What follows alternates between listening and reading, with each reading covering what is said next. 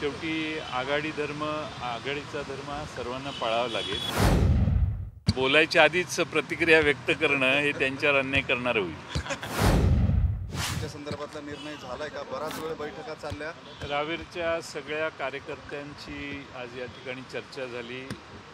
जळगाव जिल्ह्यातील काही प्रमुख नेते देखील या ठिकाणी बोलवण्यात आलेले होते।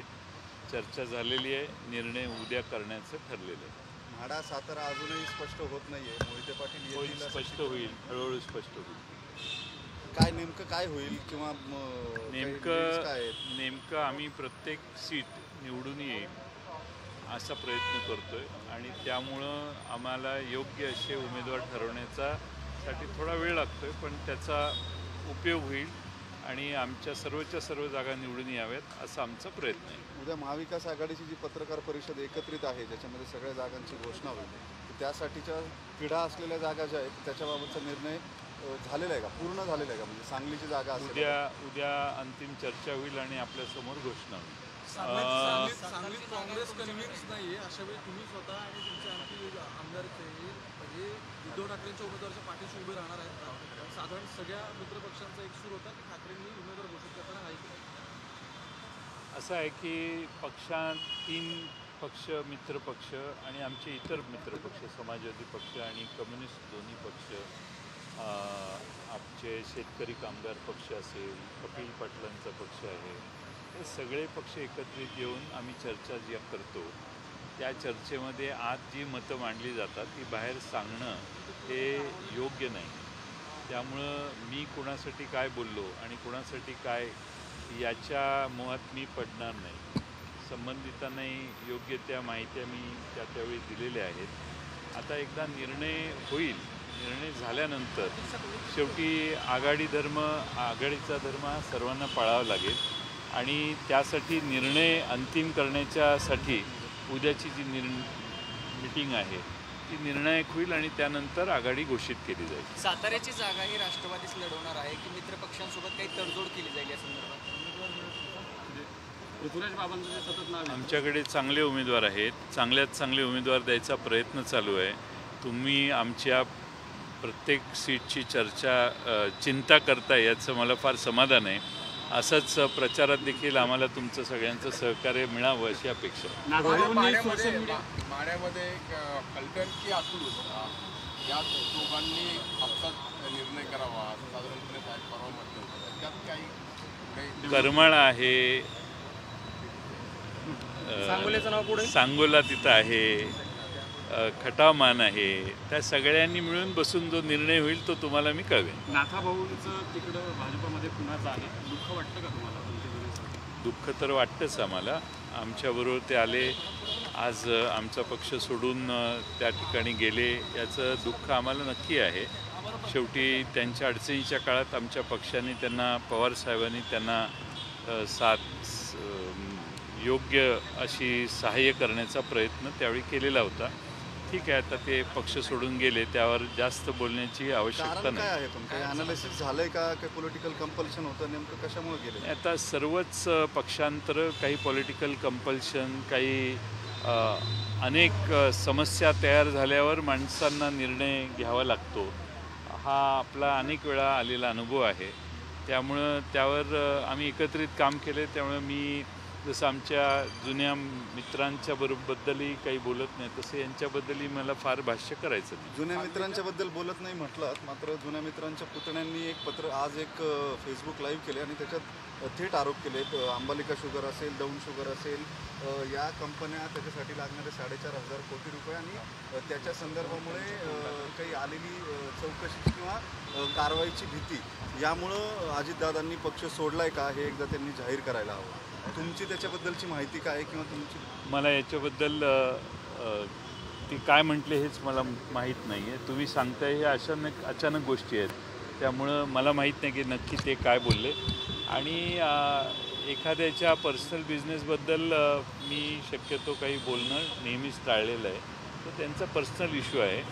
राजकीय भूमिका त्यांनी काय घेतली हे माझ्यासाठी महत्त्वाचं आहे आणि राजकीय भूमिका त्यांची ही आमच्या भूमिकेपेक्षा वेगळी आहे याबद्दल आम्ही अनेक वेळा भाष्य केलेली आहे. कारवाईचं कारण जे रोहित पवारांनी सांगितलं तेच होतं का? म्हणजे तुमची माहिती ते मला माहीत नाही. मी तुम्हाला ते सांगितलं ना, मी त्याची माहिती घेईन रोहित पवार काय बोलले, आणि ते काही बोललेले असले तरी मला त्याच्यावर भाष्य करायचं नाही.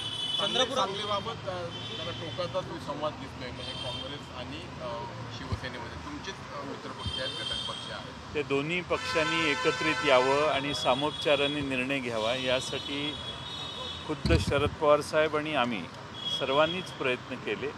आता जो काही उद्या थोडीशी बैठक होईल आणि त्यानंतर महाविकास आघाडीचं चित्र आपल्या सर्वांच्या समोर अलायन्सचं आम्ही जाहीर करू. भिवंडीबाबतही काही हे उद्याच सगळं आपल्याला सादर करू. चंद्रपुरात पंतप्रधान मोदींची सभा पार पडली आहे. सभेमध्ये मोदींनी भाष्य करताना उद्धव ठाकरेंवरती टीका केली, काँग्रेसवरती टीका केली, पण शरद पवारांवरती कुठल्याही टीकेची जी आहे ती जोर उठवली नाही. काय वाटते, काय गणित असतील मोदींची? शरद पवारांना उघडलंय त्यांनी टीका करताना. कसं आहे की तुम्ही टीका केली तरी प्रश्न विचारता आणि टीका नाही केली तरी प्रश्न विचारता. असं आहे की त्यांना त्यावेळी जे उचित वाटलं ते त्या ठिकाणी बोलले असतील.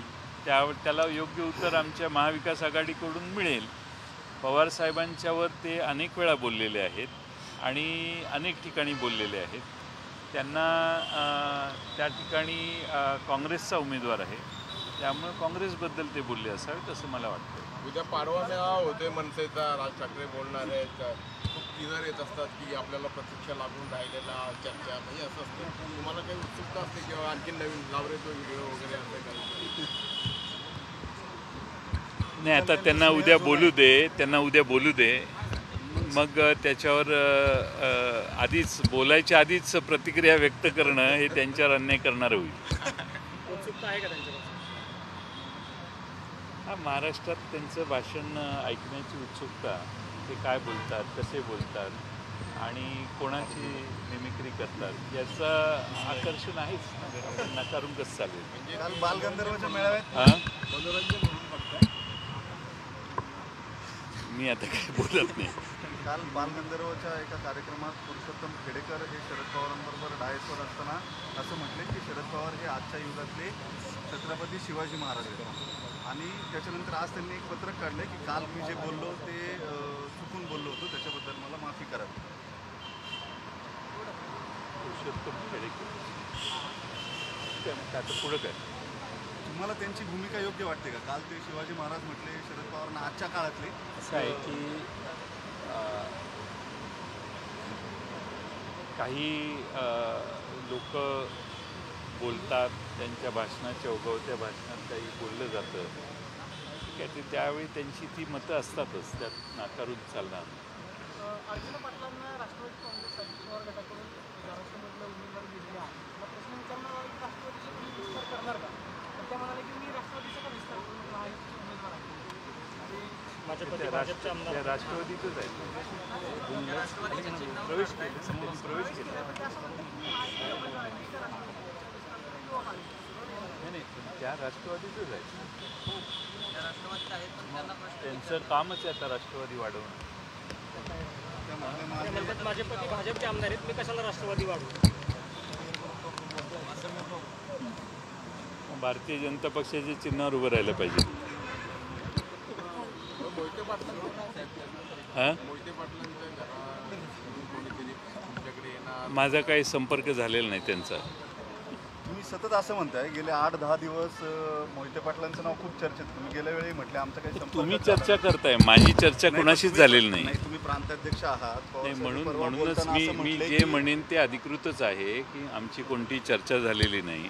तुम्ही त्यांच्या नावाची चर्चा करताय, तिथं सक्षम उमेदवार ते आहेत असं वारंवार निक्षून जनतेच्या वतीनं तुम्ही सांगताय, एवढंच माझ्या कानावर आहे. नाही, आम्ही नाही सांगत आहे. शरद पवार तुम्ही म्हणताय प्रांताध्यक्ष म्हणून तुमची भूमिका आहे, पण पवार साहेबांनी परवाच्या दिवशी बोलताना हे सांगितलं की आम्ही वाट बघतोय ते कधी येत आहेत, आम्ही वाट बघतोय ते कधी येत आहेत किंवा चर्चा सुरू आहे. माझ्याशी चर्चा नाही झालेली. पवार साहेबांशी माझ्या माहितीनं कोणी चर्चा केलेली नसावी, पण तो त्यांना माहिती, मला माहिती. अमोल कोल्हे पण भेटून आले त्यांना. कुणाला? अमोल कोल्हे त्या ठिकाणी जाऊन तिथं एक लग्न कार्य होतं, त्या लग्न कार्यानंतर त्यांनी सदिच्छा भेट त्यांची घेतली आणि योगायोगाने त्यांचा त्या दिवशीच निर्णय झालेला होता की तुतारी बरोबर राहायचं असं तिथं स्टेटमेंट आली. तेवढंच, त्याच्या पलीकडे कुणी आमच्याशी संपर्क साधलेला नाही. ते तुतारीसोबत आहेत असं त्यांच्याकडून विधान आलं. अमोल कोल्हेंनी त्यांच्या घरी जाऊन त्यांची, विजयदादांची सदिच्छा भेट घेतली. ती ज्येष्ठ नेते आहेत आणि महाराष्ट्रात एकेकाळी त्यांनी महाराष्ट्राची राष्ट्रवादी काँग्रेस पक्षाचं तेव्हाच्या उपमुख्यमंत्री म्हणून नेतृत्व देखील केलेलं आहे आणि त्यामुळे त्यांनी सदिच्छा भेट घेतली. ते तुतारीबद्दल म्हणतात की आम्ही तुतारी हातात घेतली, पण तुम्ही ते तिकडून ग्रीन सिग्नल देत असताना बोलत नाही म्हणतात, अजूनही संवाद झालेला नाही म्हणतात. आज अमावास्या आहे, त्यामुळं उद्या पाडवा आहे. पाडव्याची वाट बघा आणि आपण उद्या आम्ही पक्के हिंदू शास्त्राप्रमाणे वागणारे आहोत. प्रकाश आंबेडकरांना प्रेशर कुकर हे चिन्ह मिळालेलं सारखे प्रेशर करतात म्हणून. काय शिजेल त्या कुकरमध्ये? मला वाटतं आता मी बास करतो. देश विदेशातील प्रत्येक घडामोडींचे लाईव्ह अपडेट मिळवण्यासाठी आता साम टीव्हीच्या सर्व सोशल मीडिया प्लॅटफॉर्मला लाईक, फॉलो आणि सबस्क्राईब करा. तसंच सर्व नोटिफिकेशनसाठी बेल आयकॉन प्रेस करायला विसरू नका.